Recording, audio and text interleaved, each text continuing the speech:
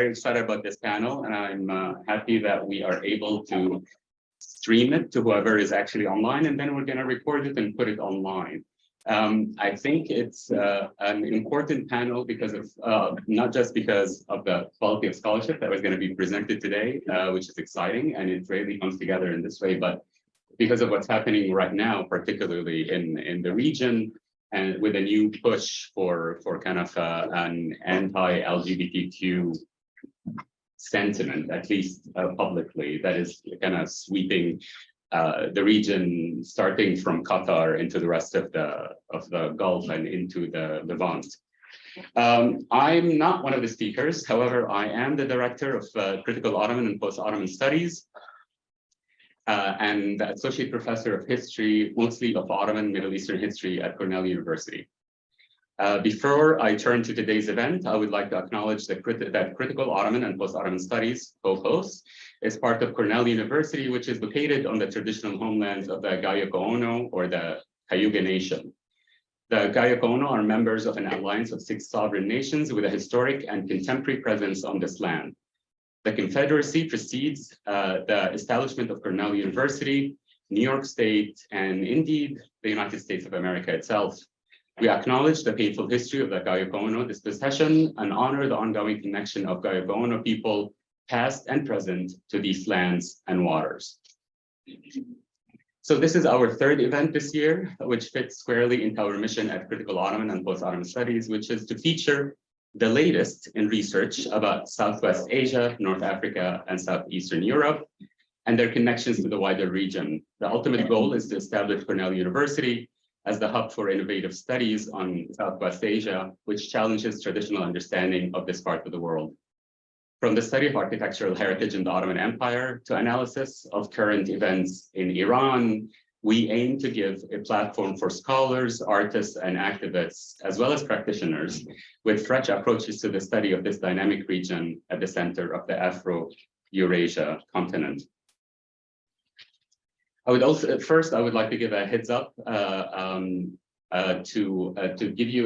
tell you that there's another event that will be happening through COPOS in November, in early November, actually. I think it's November 2nd, so in exactly 1 week, in which 2 faculty members working on documenting the erasure of Armenian heritage in Nakhchivan in Azerbaijan will share their findings with us. It will be streamed only for Cornell people, and it will be in person only, and it will not be taped for security reasons. So if you are interested in that talk, please do come in person. Where is it being held? In here? It will be held in this room.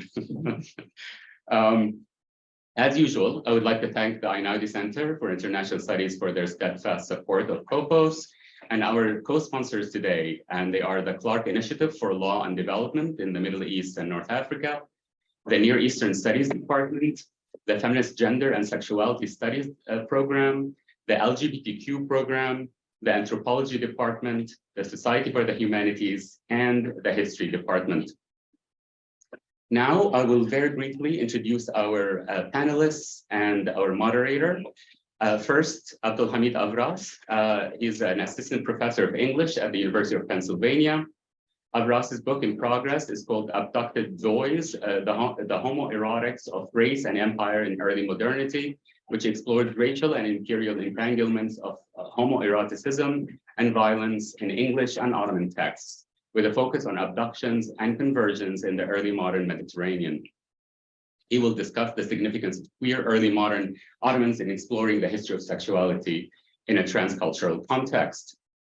We have Maya Mikdashi, sorry, I'm skipping Evren, Maya Mikdashi, whose book came out very recently. It's titled Sextarianism, Sovereignty, Secularism, and State in Lebanon, and came out with Stanford University Press in 2022, which theorizes, yes, thank you for the visual, theorizes the relationships between sexual difference and political difference, the religious and the secular, law, bureaucracy, and biopower. Sorry, she will focus on the regulations of queer and straight sexualities in the transnational Middle East through moral panic, law, bureaucracy, and violence. Evren Savcı is an assistant professor at Yale University in the Women's Gender and Sexuality Studies department. Savcı's book, Queer in Translation, Sexual Politics Under Neoliberal Islam, which came out with Duke University Press in 2021. Did I say something funny, wrong? Did I? No, I love the demonstration of the book. Oh, I missed the demonstration. Analyzes sexual politics under contemporary Turkey's AKP regime with an eye to the travel and translation of sexual political vocabulary. She will speak to the ways in which the history of sexuality and modernity has influenced queer studies work on the Middle East today. We are very lucky also to have Professor Lucinda Ramberg. Thank you for being here, who is an associate professor of anthropology here at Cornell University with a large number of publications. Her first book titled Given to the Goddess, South Indian Diva Dasis. Did I say it right? No? Did I put the emphasis on the wrong? Devdas. Sorry, Devdasis, and the Sexuality of Religion came out with Duke University Press in 2014. Please help me welcome our panelists and I'll turn it over to Lucinda. Thank you very much.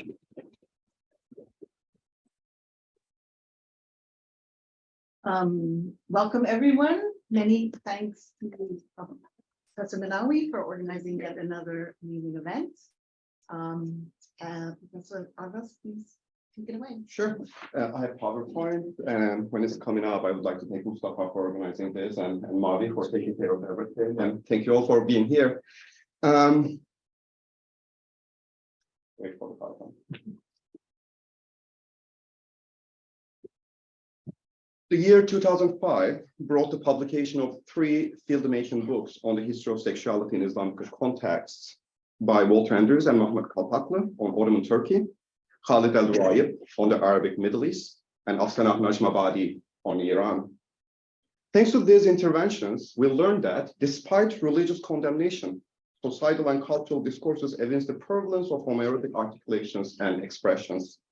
In juridical terms, it was mainly anal intercourse that was the primary crime of liwat or sodomy, yet hardly punished.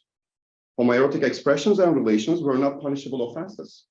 In fact, the idealization of beautiful boys by male poets was a landmark of poetic traditions. In 2010, when I started my PhD in English studies, these were all good, exciting, welcoming news for any queer Muslim students. Yet a further exploration of this history made evident that homoeroticism of the past was not always something to celebrate, as its history was inseparable from the histories of slavery, empire, and race. Thus, it formed the seeds of what's now my first book project, Abducted Boys, Homoerotics of Race and Empire in Early Modernity. I pursue beautiful boys, that is in my research. The boy has been a constitutive object of analysis in the history of sexuality studies, particularly those on male homoeroticism. The boy was a distinct yet incoherent social, sexual, and gender category in early modernity. While it was ephemeral status for some, for others, it lingered permanently. I focus on the latter, boys who were forcibly abducted from their native lands through enslavement and captivity and made objects of servitude.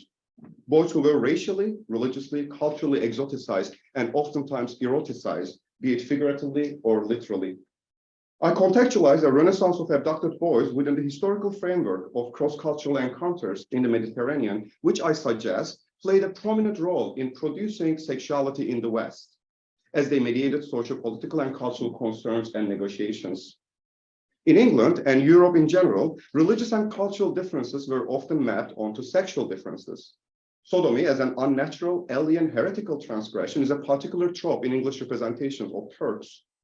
Conversely, vilified forms of sexuality, sodomy and its corollary same-sex male eroticism, were commonplace tropes in Ottoman literature and greatly naturalized within the homosocial structure of the empire. My interest in the project of queering the Renaissance is what Ottomans' own sexual discourses and practices might teach us about sexualities in England and Europe in general. Is the global Renaissance that includes the Ottomans queerer than what we have thought so far? Accordingly, I turn to the Ottoman Mediterranean not simply as an exoticized space, but a generative site that infiltrated into discourses produced in the so-called West. Instead of simply expanding the geographic region of Western historiography by fetishizing global as a free-floating term, I bring in Ottoman voices and epistemologies to challenge and reconsider Eurocentric sexual histories. In the following case studies, I will swing back and forth between English and Ottoman contexts to show that the other boy is an erotic subtext for larger imperial trajectories. In the beginning was Ganymede, a Trojan boy whose beauty excited Zeus. Ganymede was abducted by the god in the form of an eagle and carried away to the Olympus, where he was transformed into the immortal cupbearer. Early modern European representations mostly coalesce around Ganymede as a recognizable icon of homoerotic desire. Interestingly, Ganymede appears ubiquitously in romances and plays set in the Mediterranean. Why the Mediterranean? A particular focus on figurations of Ganymede in abduction plots within the historical context of cross-cultural interactions there brings forth the real-life traffic in boys. This traffic adds to the popularity of the myth, highlighting and occasionally negotiating intricate tensions between erotics and violence in literary representations and social practices. Who are these abducted boys, I ask? What distinct his stories of sexuality do they narrate as they cross borders between nations and empires, both as beloveds and captives? Not unlike the mythic Ganymede, the Ottomans historically abducted Euro-Christian boys as ganimet, or spoils of war, booty, under the devshirme system in their imperial management. Deriving from the Arabic word ghanima, ganimet refers to any source of property, land, people, or goods gained from non-Muslim enemies.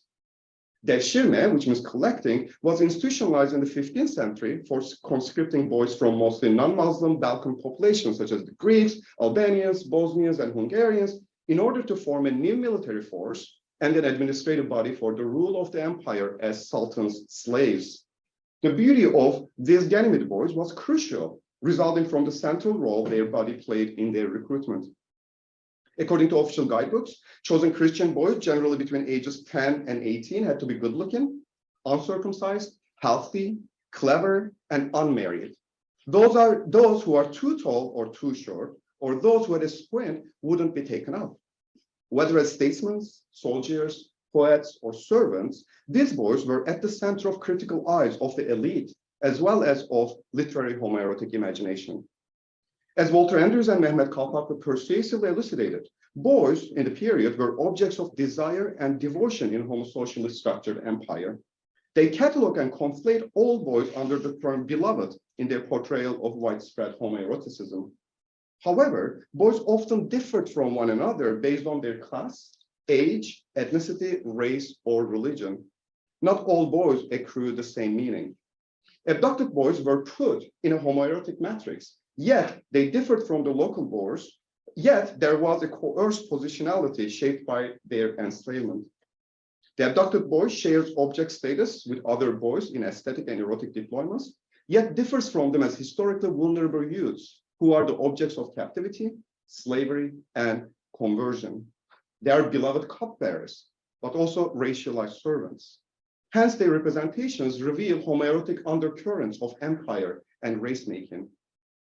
The famous courtier Mustafa Ali, for example, cataloged these boys in his rules of social gatherings, called thick-lipped, big and fierce-looking boys of Bosnia-Herzegovina are gentle and amenable to service. Their beauty lasts longer because they do not have any facial hair, given even when they reach the age of 30, he asserts. And of course, here, facial hair marks adulthood. So no facial hair means you can be penetrated object of sex. Likewise, the boy dancers from Balkan regions are idealized for their built silver-like white bodies as cypresses. And those from Croatia are so perfect in their beauty that they compete with Joseph, the paragon of male beauty in Islamic tradition.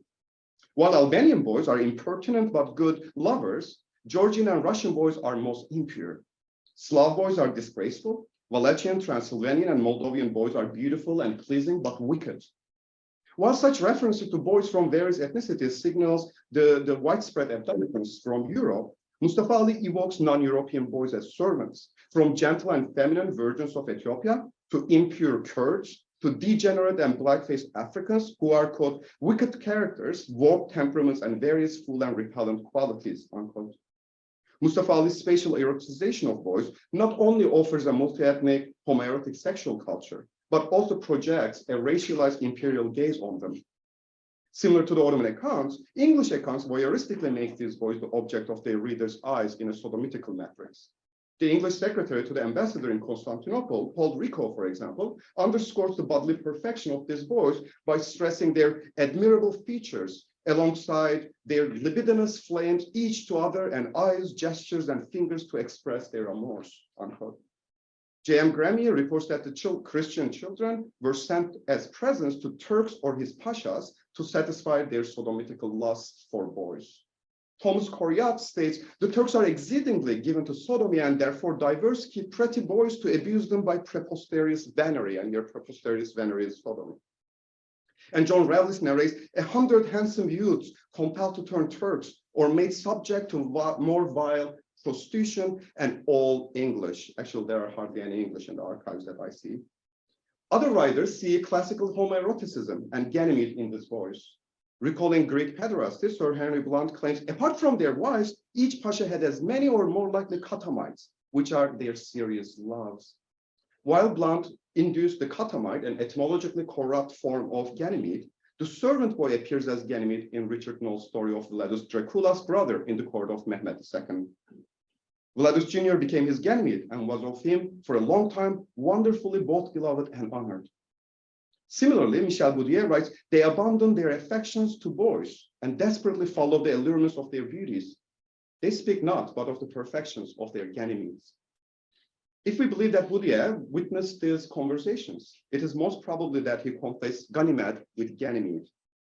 These masters might have referred to these boys as Ganymede, and they appear in Boudier text as Ganymede. Just look at the spelling of it, blurring the two.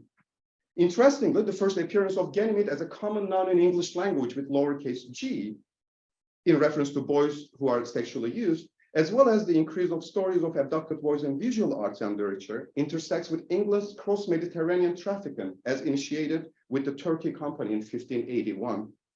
The mythical boy Ganymede, who was abducted in an imaginary landscape, evoking a range of desires, thereby finds his analogy in the histories of real boys, abducted within the sexual and racial economies. In thinking abducted boys with Ganymede, how to negotiate the tensions between literary eroticism and violent history of enslavements, between queer playfulness and fun and experiential coercion. While still grappling with such questions in my pursuit of boys, I see it significant to critically and historically investigate mobile and messy categories of sexuality and race as they related to slavery and empire in a global context, that is not veiling the darker side of cross-cultural encounters and histories. This would unsettle, upset, and subvert hierarchies of human desire and human difference, both of which are categorized in relation to the other, to create a natural order of things, both in the present and in the past. So in conclusion, in 2007, in response to questions about gay men who suffer state-sponsored discrimination, torture, and execution in Iran at Columbia University, Iranian President Mahmoud Ahmadinejad stated, in Iran, we don't have homosexuals like you in your country. He was not being a Foucauldian social constructivist treating the homosexual in the 19th century scientia sexualis, but one claiming heterosexuality as the mere norm for Iran. 15 years following Ahmadinejad's absurd remarks, Turkish government now seems to find it original enough that they attribute queerness to the imposition of Western corruptions. President Erdogan of Turkey, in reaction to the recent student protests at Boğaziçi University, craves for not the LGBT youth, but the youth that existed in nation's glorious past, reminding us 1940s Germany. Accordingly, nationalist conservatives organized an anti-LGBT rally against a putative LGBT imposition by the West just a couple of weeks ago in Istanbul. And as we speak here now, Erdogan's government is in preparation for an anti-LGBT constitutional amendment. It is ironic that they are so swamped in the westernized norms of heteronormativity and homophobia that they are not even aware their ideas align more with the modernist and orientalist Europeans than their own Islamic culture and history. It is therefore vital to denaturalize and destabilize heteronormativity by historicizing its construction, as well as sexuality's messy entanglement with gender, nation, class, and race in cross-cultural contexts in the service of the present and hopefully of a future that is a queer future. Thank you.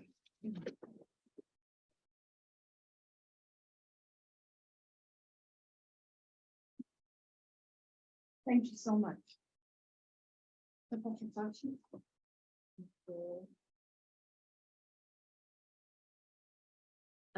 Hi, everyone. It's a real pleasure to be here with you today. Thank you for this amazing turnout.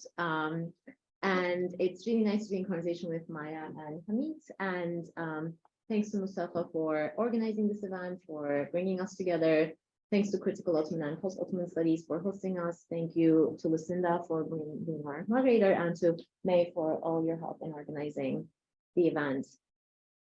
In my book, Queer and Translation, Sexual Politics Under Neoliberal Islam, I write about queer and feminist sexual politics under the AKP regime in Turkey.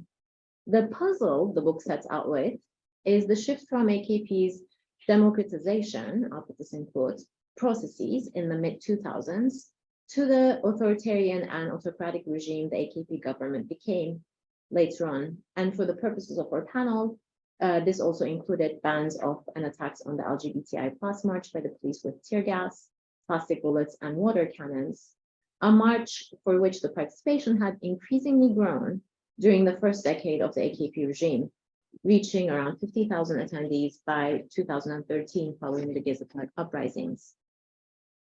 I make sense of this shift in the larger religio-economic political order that I call neoliberal Islam. In the book, I track the rising authoritarianism in Turkey, along with the rest of the world, as an inevitable outcome of the unsustainability of the increasing inequalities, precarities, and death-like life conditions created by neoliberalism, alongside of the disappearance of all social safety nets. I do so through looking at sexual liberation movements, because neoliberalism, as many scholars have argued and shown, is not simply a series of economic policy shifts, but also a moral regime that separates the deserving from the undeserving, personalizes responsibility, success, and failure, and emphasizes respectability, self-sufficiency, and self-entrepreneurialism. In other words, the culture of neoliberalism moralizes economic behavior. And I argue that in the case of Turkey, Islamic morality factors as the key mechanism through which neoliberalism is domesticated, and through which the government designates between the deserving and the undeserving, between the good moral citizens and the bad immoral elements conspiring with foreign powers, usually, for the government's downfall, and between those who need to be securitized and those who will aid with securitization. Since feminist and queer politics have historically been important sites of critique of morality politics, I suggest that they provide formations through which to understand the existing regimes and imagine ways to resist and transform them. This bit I say every time I sort of briefly talk about the book, so it's worth saying it here too. My use of the word Islam throughout the book is not intended to homogenize its meaning or suggest that there's an essence to it. I rather argue for contextualizing Islam as a lived reality grounded in political economy and government rule, as opposed to its current treatment in queer studies, which I take to be my intellectual home in some ways, as a symbol or as a discursive device. While my main goal has been to illustrate the complexities of sexual politics under neoliberal Islam, the stories I recount in the book also, and perhaps inevitably, demonstrate the multiplicity of Islam among those who live it and speak on its behalf, despite the Turkish government's increasing efforts to homogenize and monopolize its meaning. Since the finishing of the first draft of my book, and kind of increasingly since its release, Turkey has experienced increasing bans of LGBTI+ events and of the rainbow flag itself. In January 2021, the use of queer and trans flags alongside religious imagery on an art piece was used as an excuse to shut down the Boğaziçi LGBTI student club. This event coincided with the siege of the campus in general, including the firing of a number of faculty, the changing of the administration, the prevention of alumni from even accessing the campus in order to prevent them from joining the protests. But this is not to say that the bust and the closure of the LGBTI+ student club and the confiscation, and this is the word that was used in the news, the confiscation of rainbow flags as if they're weapons, as evidence is minor. I rather find that this particular political targeting of queer and trans existence and organizing has been in Turkey, like in many parts of the world, a favorite symbolic act of the right-wing authoritarianism. So in that sense, I think that even though we are focusing on the sort of like Swana region at large, this has a lot of echoes with the current sort of Eastern European and Russian political landscape as well. So this is what that symbolic act of right-wing authoritarianism does to me. A recentering and reconsolidation of what is imagined as traditional family values, in quotes, as right-wing politics necessitates and facilitates an attack on queers and trans people and feminists. So family is also evoked to stand in for tradition and the nation. President Erdogan, like many other right-wing authoritarian and fascist leaders, has been emphasizing that they are the protectors of the local and the national. In the particular case of AKP's neoliberal Islam, the emphasis on the local and the national as a rhetorical device is in direct contradiction with the government's privatization of most public goods in unprecedented ways. The local and the national, yerli ve milli in Turkish, are employed as moral yardsticks to drown any criticism of the government, targeting feminist and queer activists and organizers, as well as ethnic and religious minorities in the country, often criminalizing them as terrorists. Islam in this narrative of allegedly protecting the local and the national becomes culturalized and nationalized. By Islam, they mean Sunni Islam, even though the word Sunni will not be brought up in any of the government's discourses. While AKP's rhetoric resonates with other conservative statements emanating from the quote unquote global South politicians regarding the foreignness and therefore unfitness of queerness for their lands, it is worth emphasizing the political economic context in which their particular statements unfold. Most of the critique of the government today is about the corruption and theft that has left the country economically decimated, with unemployment and poverty rates on a sharp rise. It is also a critique of their use of Islamic morality to justify this cruel system of precarity and inequality. Therefore, while rights discourses do feature a prominent role in feminist and queer and trans political discourses today, resources and redistribution are equally central to those politics. As material, social, and political lives are rendered unsustainable in Turkey, the government's singling out of queers and feminists and its emphasis on protecting Turkey's local and national values constitutes a dematerialization and depoliticization of both life itself and of queer and feminist politics, an attempt to render them cultural, which itself is an attempt to separate the cultural from the economic and the political and render it as ahistorical. So it's a use of cultural that I don't agree with, obviously. I ask in my book why Islam in queer studies is never discussed alongside of the political economy, and suggest that the critical position scholars have taken against Islamophobia has produced secularity as the only, and secularism as the only relevant axis of so-called Western modernity Muslim subjects contend with, and not capitalism, for instance.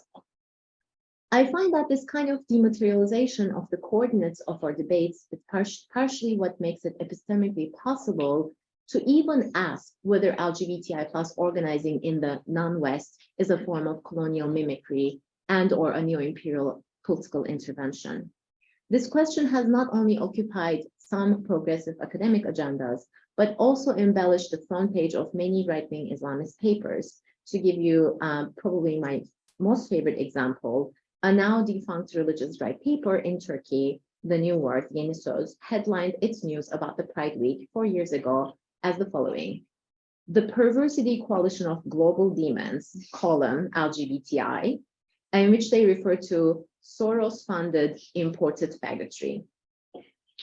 It's pretty inventive.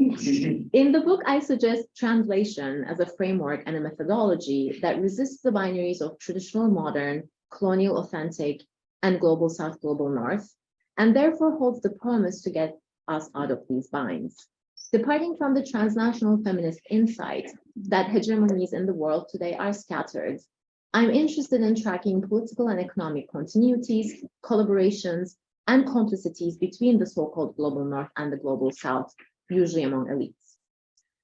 Through using translation as a framework to make sense of how meaning travels, I suggest neither LGBTI+ subjectivities nor any contemporary political terminology people use to make sense of life, inequalities, and precarities can be easily deemed colonial mimicry or a form of epistemic violence, because meaning is already always fractured and complex. People rarely mean and understand the same thing by various terms, and many times addresses fail to arrive in their intended ways.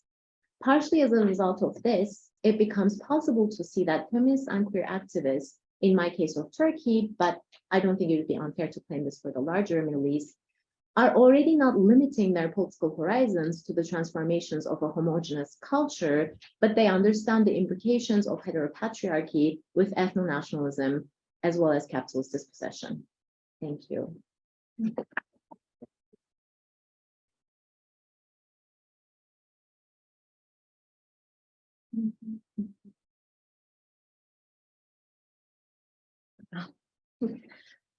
Thank you everyone for coming. Thank you for the invitation, and Mustafa and Meg for all the work it took to bring us up here, and Lucinda, of course, for moderating our conversation. It's great to be here, actually. I see a lot of familiar faces, and Seema and I, Professor Golestani, looked at each other because we were at that Columbia. We were there when Ahmadinejad gave that debate, right? It was a debate with the president of Colombia. Different issue. You know, neither of these sides are emancipatory, let's say. So today I'm interested in talking about queer politics and anti-queer politics as sites of power, performance, and anxiety at sort of different scales: the national, the transnational, and the international. By transnational here, I really mean, oftentimes when we think about transnational studies as it relates to the Middle East, we skip over the fact that the Middle East itself is a transnational space. So we move immediately to say transnational means the Middle East and Europe, the Middle East and the United States. But a transnational approach to the region itself really has its own geopolitical valences, economic valences, and sort of national performances. So I'm going to start with an event that happened this summer, which was a crackdown on queer life in Beirut, in Lebanon, and then move through these different scales and offer these different scales of thinking about this event. And, you know, read them through two concepts that I explore more in my book: the epidermal state and sextarianism. Oh, that's a really bad quality. Okay. So this summer, the Minister of the Interior in Lebanon issued a circular, here it is, directing internal security forces, the ISF, to crack down and disperse any party or gathering, quote, aimed at promoting sexual abnormality. And this followed what the minister said were complaints by religious authorities about social media posts regarding the planning of events to promote, quote, perversion. Obviously, June is also International Pride Month. The minister relied on the principle of the freedom of religion and equality between religions in this circular. And I think this is specifically important, and it is kind of the difference that Lebanon brings to this conversation on the Middle East and on the transnational Middle East, because when you're thinking about religious freedom, religious pluralism, and the question of sexuality, you are truly thinking about Christianity and Islam. And the heteropatriarchal architecture of both, and the ways that actually religious difference defines its difference through talking about sex and sexuality. Now, of course, this circular is actually illegal and it's unconstitutional. And it was sort of half-heartedly and performatively enforced, which I would suggest was maybe the point. This truly was a performance. To understand this moment in June 2022, we could go back all the way to the 1960s. And the first time a law criminalizing homosexuality was proposed in Lebanese parliament. And this is actually, from what I can tell, one of the first laws in the post-colonial region that wasn't a sort of colonial law, and that defined homosexuality itself as an identity. And it being deemed unconstitutional and, quote, authoritarian by legal administrative bodies. It never actually got to a vote in parliament. But instead of starting in the 1960s, I want to start in 2019. But I wanted to bring up the 1960s to sort of bring the point, like we always have to make a choice. But that choice always exists with a multiplicity of possibilities and beginnings. And every time you start, there's a, like it's not a beginning point, let's say. It's more of an arrival than a beginning. So today I actually want to start with the 2019 uprising in Lebanon. A mass cross-generational, cross-sectarian uprising against corruption in the political regime, an uprising that at its largest was able to mobilize 500,000 people in a country of 6.5 million, an uprising that this month is its 3rd anniversary, and that is quickly being actively, I don't want to say silenced, but muted in historical memory. Now, one of the phenomena that I try to understand in my book is why and how migrant, refugee, and queer individuals and groups played such a central role in the uprising, and what the central call of the uprising, which was for a stronger sovereign state with hegemony over political violence, sounds like if you were to hear it from the site of vulnerability.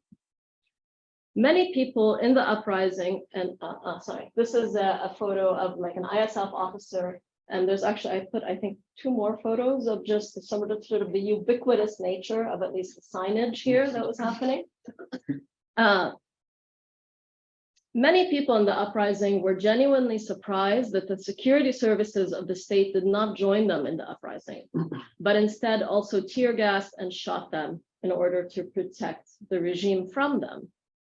So to understand and theorize the very different experiences of state power, so you could say the experience of queers, migrants, refugees, drug users, the incarcerated, and the experience of those who thought the state as sort of largely absent in their lives and toothless and anemic, I formulated this idea of an epidermal state,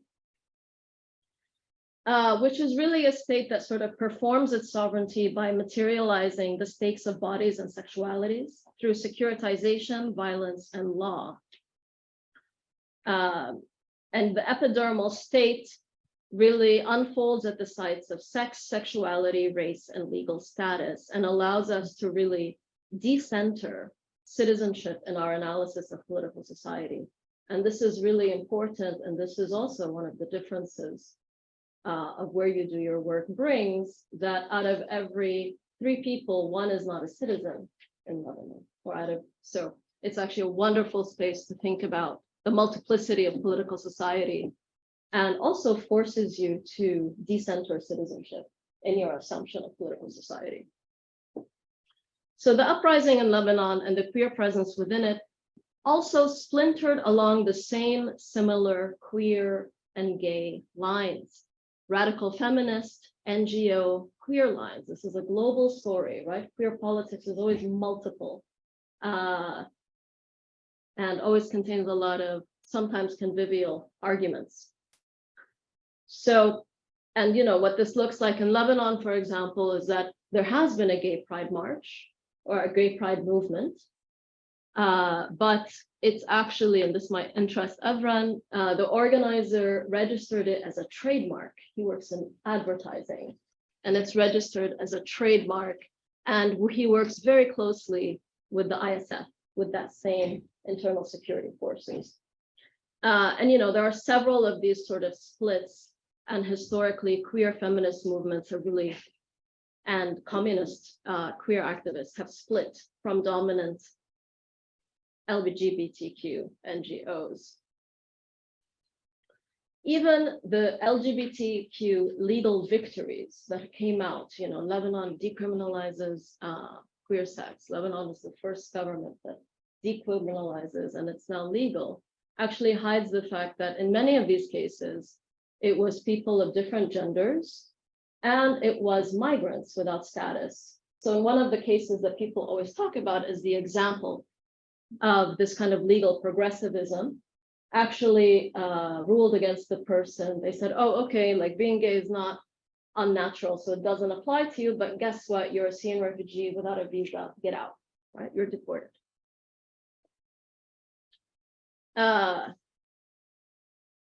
Okay.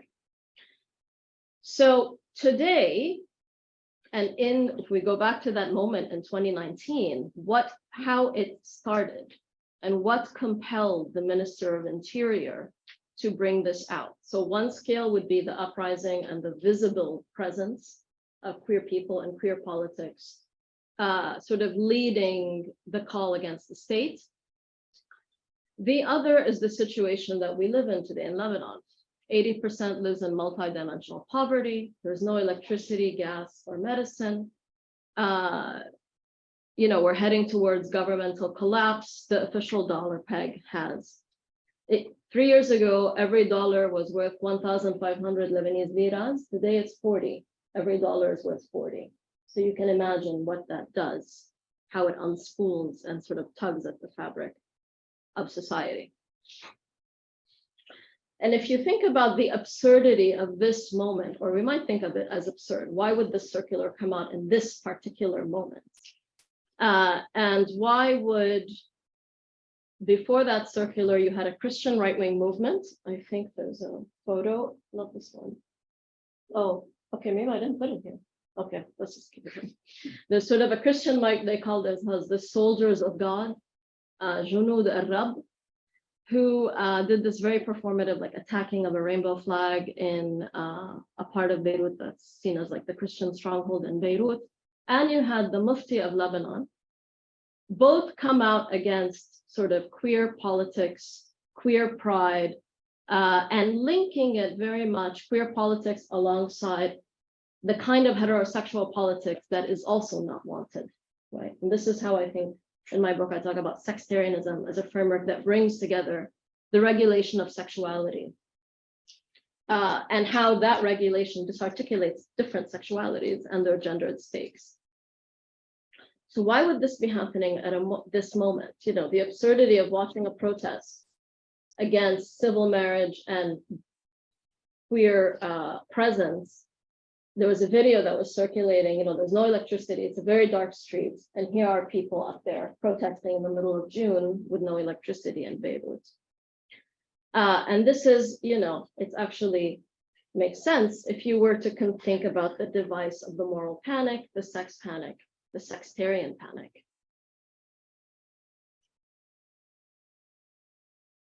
So here's another scale to think about the same moments. As we said earlier, this month, the month this circular appeared was International Pride Month. The US Embassy in Kuwait, and I believe in Qatar, so the US State Department actually put out a tweet and a statement about queer politics, queer pride in the world. And then the different embassies retweeted and reaffirmed this. And there was a sort of discussion about flying the rainbow flag at the US Embassy in these, and the government of Kuwait immediately called in the US ambassador to talk about this. And then you saw it kind of also travel into Qatar and in Lebanon, but there's a different kind of power dynamic here. And the Kuwaiti foreign ministry called the US ambassador in to discuss the tweets and the respect of laws and cultures, to respect the laws and cultures of the countries that the State Department operates in. There was really very much a conversation about national difference, sexual difference. Again, I would say here that these are another articulations of sectarian difference when political difference travels through sexual difference and national identity sort of shields and scaffolds itself in this discourse on sexuality and sex. Of course, in Lebanon, this looks a little different. Today, Qatar sends 70,000 tons of food a month to the army. The army literally eats from Qatar. And so does Kuwait, and so does US aid. So Lebanon didn't come out against the US government, but it did come out against queer communities that they said were, I mean, I don't think they could have come out against the US government. So here's another way to understand this. FIFA. Who watches football? Okay. Who's really excited about the World Cup? World Cup is in Qatar, right? When they chose Qatar, it was a really big deal. It was a big global conversation. You know, they had to build all these different, and they have built a whole city almost to accommodate it. And FIFA, and if anyone has been following the kind of queer intersections here, there's been a big controversy over gay politics, gay presence, and FIFA and the World Cup and what it's going to mean to host it in Qatar. And this is a valence, goes into a sort of a geopolitical rivalry in the region between Qatar, Kuwait, UAE, Saudi Arabia. I would also suggest Turkey, where here it's another way that this geopolitics manifests itself is through this conversation on national identity, who is the protector of different kinds of cultural essential characteristics. So you saw this wave, the Saudi government put out a video where the Ministry of Commerce went into like toy stores and took out all the any like children's clothing or toys that had rainbows on them. This happened in Qatar. In Lebanon, they went and they like rebranded potato chips that had a rainbow flag on it. You know, because these things matter. They matter. There are ways to kind of stage and make a stake, not only in a kind of national identity, but in how those claims to identity circulate geopolitically at moments like something like FIFA and the World Cup.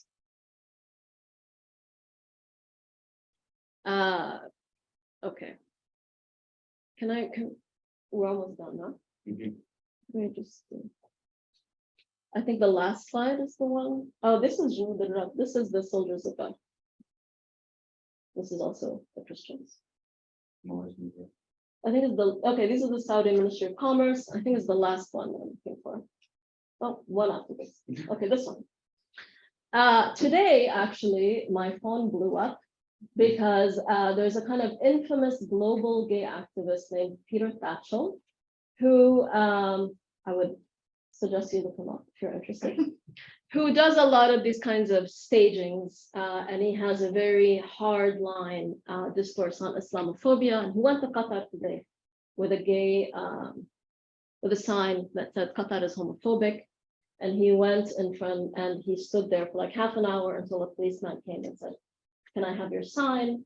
And then he made this whole production that he was arrested. He was being, this is the first queer political rally and protest in Qatar, right? Of course, try going with any kind of sign in Qatar without a permit and see what happens to you, right? You won't be asked very politely, especially if you're a migrant worker of a different race and a different class.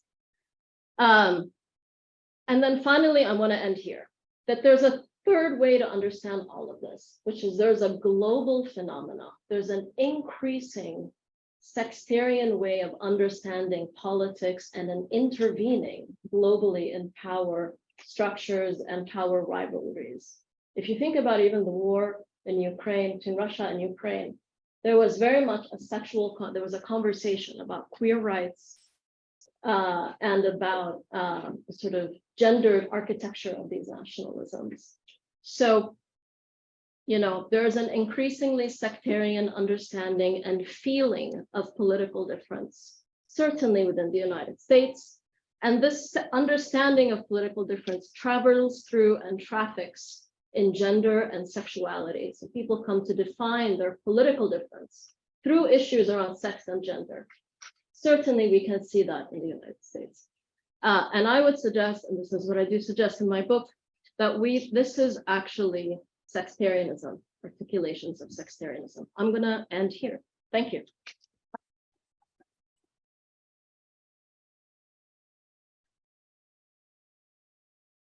Thank you very much to all of our panelists for giving us a lot of very exciting ways to think about entanglements of sovereignty and the regulation and incitement of sexuality. I think it might be a good idea to take a few questions. Yeah, and we then- have, so officially we're supposed to end in 5 minutes, but we're gonna stay here a little, yes. We're gonna stay here until 1:15 to answer questions. If I know some of you have classes, so this is a good time to leave if you have classes. Otherwise, I would encourage you to stay for the conversation that's taking place. So, yeah. questions for our panelists.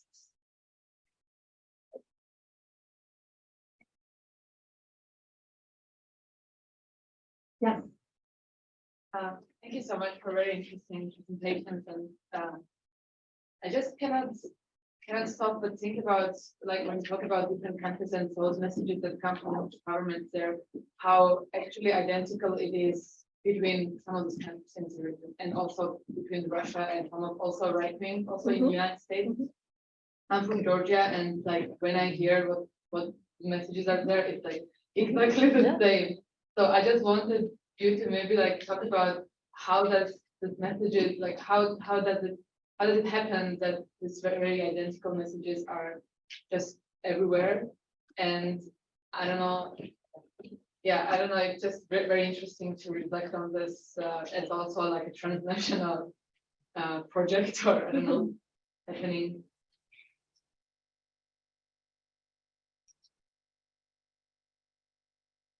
Other questions? Maybe we can take 2 or 3 and then the panelists. Yes, sir. Thank you for 3 excellent presentations. Given the history that implies that there is homosexuality or homoeroticism in the Middle East on a fairly entrenched historical basis, how does that work in the day-to-day life of communities and people in these countries when all of a sudden the thing becomes a political battle? I mean, you can't always draw from one's own experiences and universalize them, but my sense in several trips to Turkey was that there were a fluidity there that is being questioned or challenged, and yet it's a historical reality. A fluidity around gender or identity. So I'm curious how international battles and authoritarian battles play out in the sort of the day-to-day life of people in these countries. Yeah. Thank you so much for these talks. This has been really productive to think with. I work on abortion in Morocco, and in particular, I'm interested in how the media does a lot of what each of you is describing in terms of sort of, there's some flag planting happening from both sides and using practices and bodies to make these really big civilizational claims. And I guess I would just love to hear each of you talk a little bit more about how you negotiate that feedback loop. As you said, like you pick a start and there's always another start. And so in trying to resist some of those replicating causality as coming from a colonial encounter and those power flows, how did each of you, when you came to a moment where you could replicate the same story about, for example, that gay activist in Qatar, showing up and really doing a whole thing right there, how you're sort of troubling those power dynamics, even as they're having these really uneven effects everywhere, even though the strategies are the same, it sounds like. Yeah. Thank you so much for the presentation, all of you. It's actually a 2-parter, and you don't have to answer both parts. But I was wondering, given I'm also working sort of on queer Egyptians and queer Muslims in the context of Turtle Island, how important it is in illuminating the transnational dimension of the circuitry between what happens over here and there, Is it to actually account for and to take into consideration queer indigenous studies, abolitionist, radical queer Black approaches that aren't interested in queer rights, queer marriage, and so on and so forth? And in relationship to queer Swana, queer Middle Eastern studies. My second part is, how important is it for queer Muslims to begin engaging in a more active political sense, political theological interpretations of Islam, insofar as in a relationship to queerness? Because most queer Muslim literature, I mean, of course, there are the political critiques of just homonationalism and pinkwashing and so on, but most of the religious literature that comes out of that depoliticizes itself in so many different ways, purposely so, in order to fight and argue for queer rights, queer marriage, and so on. That isn't necessarily what folks within the Swana region want, and actually ends up soliciting reactionary, orientalist, and fundamentalist backlash. Yeah, thank you all so much for the wonderful panel. I was just thinking a lot about like how, as the second speaker mentioned, right, this kind of relationship between neoliberalism and queer activism, and how, I guess, like maybe one question would be like how, you know, like the class differences between like queer subjects, and whether perhaps there's also some certain kinds of like transnational, using Professor Mikdashi's term, like even like even within the region, for example, like forms of like queer consumption that sometimes gets like problematized, and like how Beirut also functions maybe as some kind of like place where, you know, a lot of queer people travel, like elites travel in and out and so on. So yeah, it was just Beirut and Istanbul, probably. yeah, definitely was. I'll throw one more thing in, then I'll turn it back to you all, which is kind of threaded a little through a lot of these questions, I think, which is, to put it very simply, what is new and what is not new about the particular entanglements of what you're calling sectarianism, and the ways in which forms of political sovereignty are working themselves out through these kinds of regulations of sexuality and incitements of new forms. So that I'd be really curious to hear each of you, maybe among all these questions, speak to that, like what's new and what's not new. In 12 minutes. Right. Yeah. So, Hamid, maybe you could start. Oh, wow. All questions are mostly about contemporary, and we're going back to history. No, I mean, if I kind of like synthesize most of the questions together, be it like the fluidity in Turkey and different identities coexisting, both resonating Western but being different from them, or the question of Islam, or taking indigenous epistemologies into consideration. I mean, Turkey, I think, offers a very unique case study and space for us to ask these questions. And I'm going back to Evren's fabulous question, queer in translation, to see like how connected it is both with the Western discourses, but at the same time, adopting Western terms and discourses doesn't mean automatically imitating them, right? They come and they reshape, and forgetting that these people are claiming these ideas, identities, and or not claiming them, have a certain kind of agency to do whatever they want to do in terms of the context that they are fighting for their rights and the way they are living their identities. So I do not think all kind of like demands coming in this context, be it gay marriage or liberatory discourses, are automatically Orientalist imitations. We have to give them more agency the way they are fighting, I think for the rights. But going back to history, and I think like bringing history is so important to the extent to see what is new and what is old, right? To what extent like what we have today has a genealogy that is shaping. And when we look at the Ottoman experience with the 19th century modernization and adoption of the kind of like medical homosexual discourses and repackaging it, but still they are not giving up their native penetrated epistemology. Even today in some communities, if you penetrate a man, you are not gay, right? And military was not considering a penetrating party as gay up to like recent years, and probably they still don't, but they are marking them as homosexual, right? But when we are looking at the bottom being marked as homosexual, but historically it is the top who has been marked as luti or committing the crime of liwat is never the bottom. Bottom is hardly punished because they do not have pleasure. Sex is not done for pleasure, right? So there's like this contradictory histories that are reappearing and reemerging in contemporary Turkey that really pushes us. And this is my suggestion, not only like thinking about sexualities in Turkey, but thinking about the complexity of sexualities in the West. We just assume we know everything about Western sexuality. We know what a trans is when we see a trans person, or what a gay man is, or homosexuality is. Really, I'm not sure that these ideas are very clear in Western context as well. They are just as complicated as and multi-layered as it is in what we can call Middle East or Turkey, which can help us to really kind of like think about. I mean, I'm as a European, as an English scholar, this is how I go to English and European context to see how complicated it is. Okay. Yeah.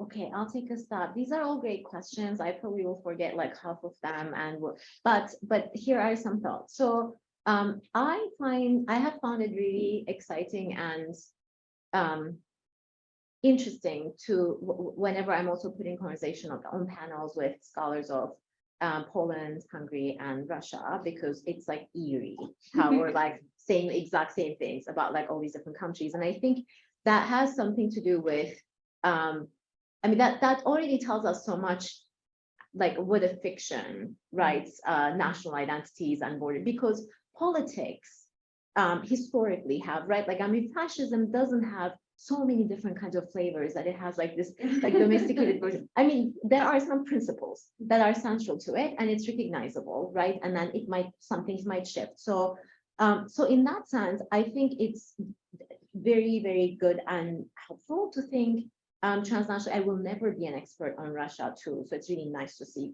and hear colleagues to talk about it. I rely on other people's knowledge to then make sense of these. But I also always feel like, you know, like these, I'm not going to curse, these people get in the same rooms and we don't as much as they do. And by these people, I mean the governments and the ministers and the presidents, like, and I'm not saying then they sit around the room like this and they talk about, okay, what's our new strategy about the gays? Like, this is what we're going to say. Okay, you say this, you say, not like that, but they are, I think that there is a real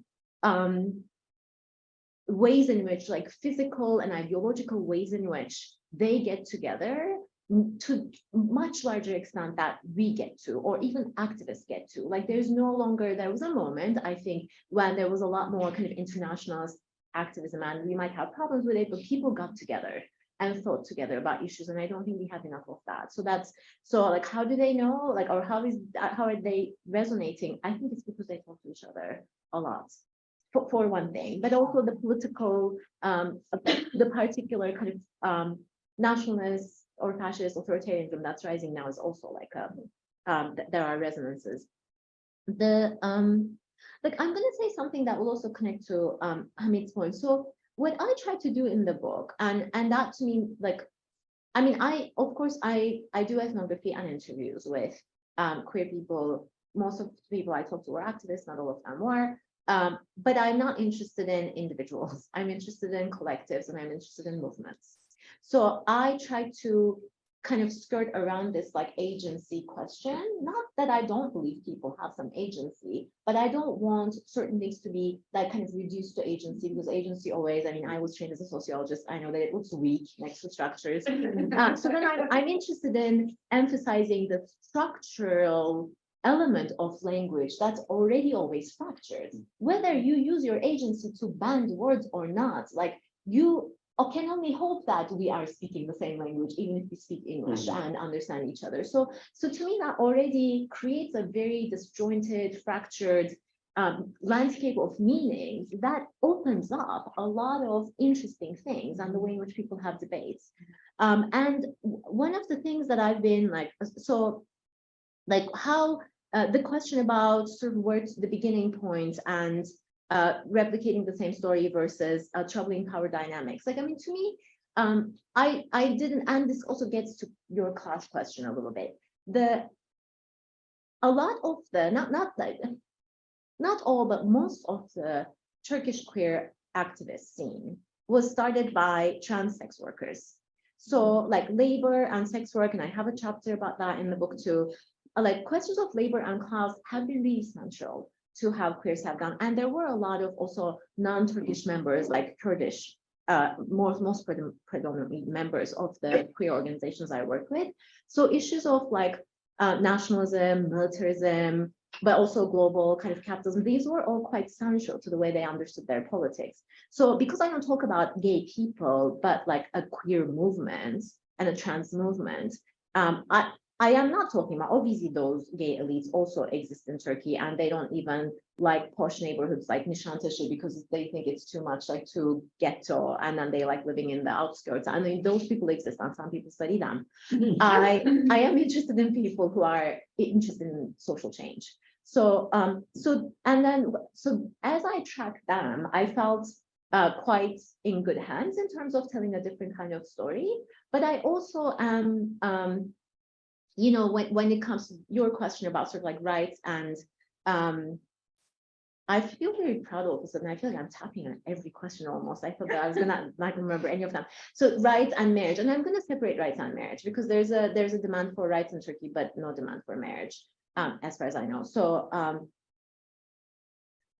to me, sometimes when people are hanging on to certain concepts, like I have recently, as I watch the world turn fascist, I have recently come to think that maybe we got a little bit comfortable in a certain kind of radical position that ditches any concept that is not 100% radical or can be co-opted by like rights. It's super liberal. I don't believe in it either. But the moment we vacate that area, it gets completely hegemonized by the right wing. So I was teaching Petrus Liu's Queer Marxism in Two Chinas yesterday, and he has an entire chapter on queer human rights.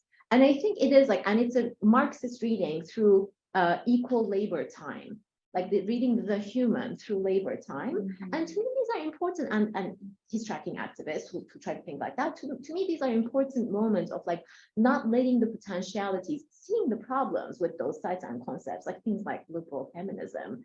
Like many of us were like away with that, like, so, you know, like, and it has all the problems that we have, but then we see it like, you know, like now this is the moment of women leading fascist parties. Yay, liberal feminism. This is what happens. So I think that maybe we hang on to those spaces a little bit. And I think that I feel good about the people I followed. I felt like I was in safe hands, but hopefully, okay, I have to stop. Thank Maya. you. Yeah, we Yeah. I want to give Maya some time. Yeah, these are all great questions. I'll try to go very quickly through some of them. So I do think that it's really important not to collapse the region with one religion and with the history of one religion. Certainly, there is a very active Christian absence in a place like Turkey that's marked Armenian, Greek, Arab. And that is also part of this historical trajectory and part of why Islam takes up a lot of space, right, in our conversations. So I wanted to sort of mark this, that religious pluralism exists and that the historical resonance so even when you think about something like queer Muslims or Islamic theology, this is not the only theology that we're living within that is highly invested in bodies and sexual regulation, and that they're speaking to each other. Certainly the Maronite Church, the Maronite Catholic Church in Lebanon is really scary, okay, and has much more teeth than other religious institutions. So I also wanted to talk about this sort of global rise in, and I do think everybody, yeah, it's uncanny, but it's not unfamiliar, right? Because if we were to go back and think about the woman question and how civilizational politics get staged, right? And the kind of resource circulation and extraction and geopolitical posturing that follows this question, you do see a lot of historical resonance. And it's also important here to focus on the fact that, unfortunately, and this is where queer people really get screwed, okay? You're like the first to be tokenized, the first to be blamed, and the first to be abandoned, right? So you may be tokenized by the US State Department, which is engaging in a very anti-queer politics, anti-woman, anti-bodily rights regime unfolding in the United States.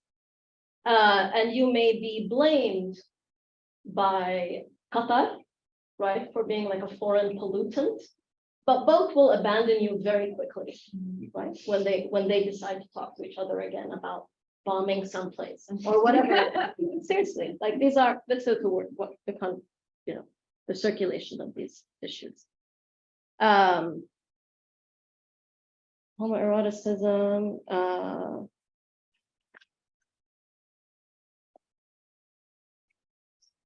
I think that all queer movements everywhere in the world, they're not very different because they are microcosms of society. So society obviously has class divisions, race divisions, ethnic divisions, political disagreement. So do queer movements.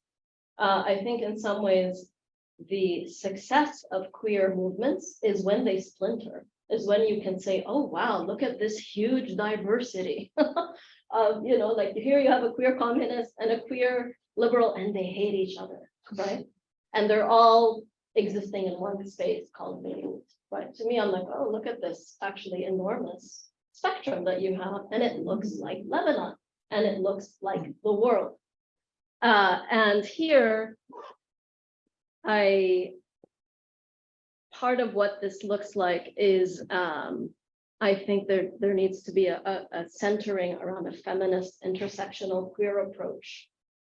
That's the framework that I both work in both these registers. And there is a lot of resonance with queer, indigenous, Black studies, the refusal of rights. These are not conversations that are happening from abroad and are coming in, right? They are happening in every single space, and they're kind of multi-diasporic. You don't necessarily know when one begins and one ends, and there's no fixed origin point. So in my book, actually, I do try to use indigenous concepts to bring into conversation colonialism and settler colonialism around this interest in the body and sexuality.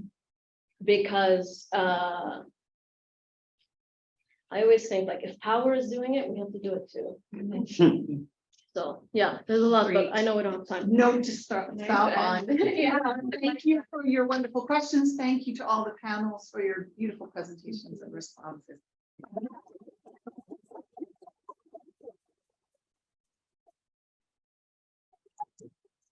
4:30, we're having an event in Goldman Smith Hall that's talking about the Dobbs decision and its impact on LGBTQ communities. It's at 4:30. You can just